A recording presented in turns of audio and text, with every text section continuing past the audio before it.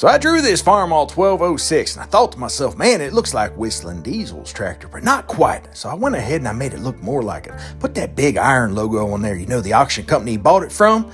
Now it looks a little bit more like Whistlindiesels. I sat back and thought to myself, it kind of looks like Whistlindiesels with that logo, but it's not quite there. Something's missing. That's when I realized I need more charcoal. Then I remembered I got charcoal out behind the house. Just finding out how resilient this drawing paper is. I tried to light her, but she was struggling the whole time.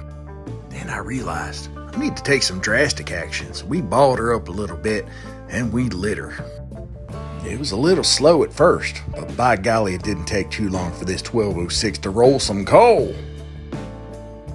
At this point, I'm obligated to say, don't try this at home, kids. You should try this at your neighbor's house. Don't do it at your own house. Now it's starting to look like Whistlindiesels tractor, even a little bit maybe. Well, that's a charcoal drawing.